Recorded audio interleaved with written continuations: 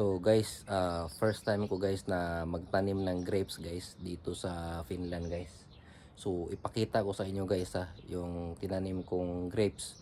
So ito guys, binili ko ito kahapon doon sa bilihan ng mga pananim guys, mga bulaklak, mga prutas. So bumili ako guys ng grapes para itanim ko.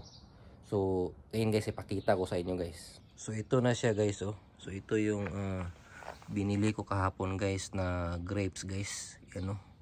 So ganito lang siya guys oh. Yan oh. Ayan.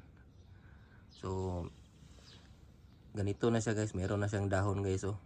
So ito daw guys, ready na to guys para mamunga guys. So nung tiningnan ko kasi yung ano guys, yung nakasulat doon sa papel niya.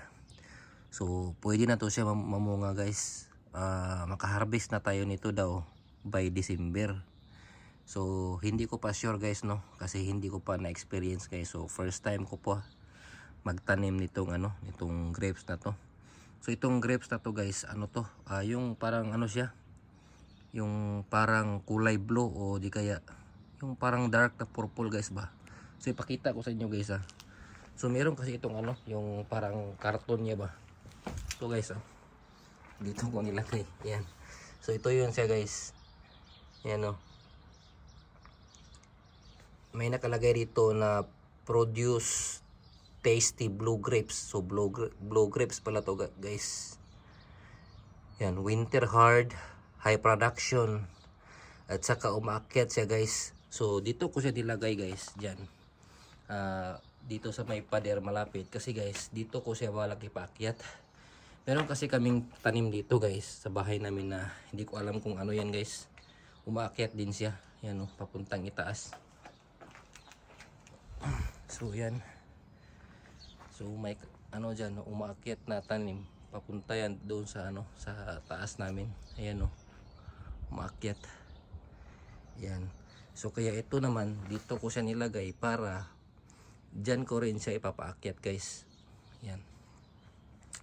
Para maganda tingnan guys ba kung mamunga na siya guys. Yan. So may mga tanim din kami dito guys na extra guys oh. Yan oh. Mga bulaklak ba. Nilinis namin yan kahapon. Pero ito talaga guys, excited ako dito guys sa ano natin, sa grapes natin ba. Sana no mamunga ito. So sa mga nakasubok na dito na ano na magtanim. So ano yung ano dito, may maganda ba kaya itong bunga? Kasi nga first time ko pa nito. Tsaka yung nabili ko, yun kasi ang napili ko doon, yung blue grapes ba. Yan. So sana no tama itong nabili ko na ano na grapes. Meron namang ibang klase doon, yung merong ano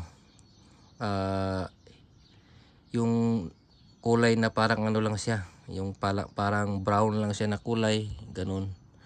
Pero ito kasi yung natipuhan ko. Sabi ko subukan ko ito kaya. Yan, so sana no mag-update ako dito ng mga ilang weeks kung mabuhay ba ito. Ayan, pag umakyat na to i-update ko, ano ko to, gagawa tayo ulit ng video.